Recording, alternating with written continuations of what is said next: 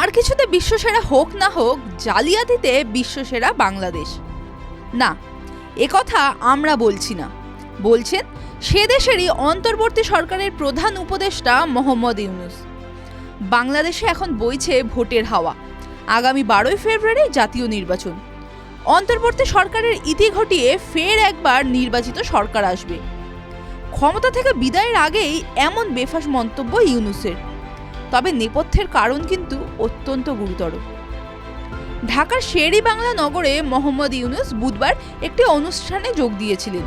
সেখানেই তিনি জানান যে বাংলাদেশিদের কোন কাজের জন্য লজ্জিত হতে হয়। শুধু তিনি নন, বহু বাংলাদেশী এই লজ্জার মুখে পড়েছেন। কি সেই কাজ? ভুয়ো নথি তৈরি করা।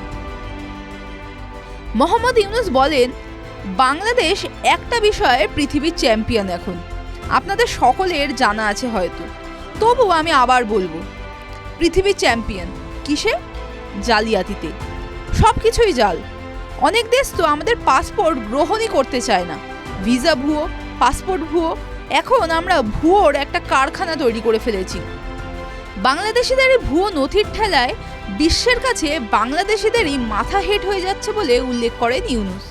এভাবে প্রযুক্তির অপব্যবহার করা উচিত নয়। তার বদলে পরামর্শ দেন, যারা এত নিখুঁতভাবে জালিয়াতির কাজ করেন, ভুয়ো নথি তৈরি করেন, তারা যেন নিজের বুদ্ধিমত্তাকে সৎ কাজে লাগান। ইউনূস বলেন, আমরা চাই না আমাদের দেশের ভুয়ো কারখানা তৈরি হোক। আমরা আমাদের মেধার ভিত্তিতে পৃথিবীতে মাথা উঁচু করে চলতে চাই। এদিকে ইউনূসের এই মন্তব্যের পরই সমালোচনা শুরু হয়েছে। আওয়ামী লীগ এই মন্তব্যকে হাতিয়ার করে আক্রমণও শুরু করেছে। TV9 Bangla digital.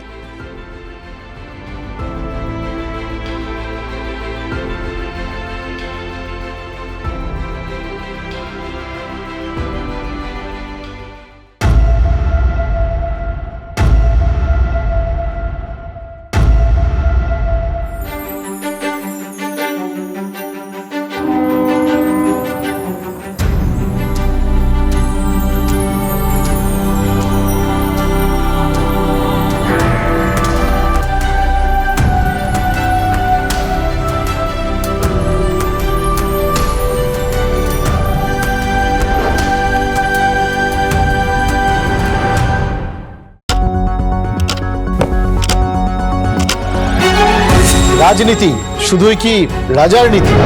রাজা উজিরের চোখে নয়,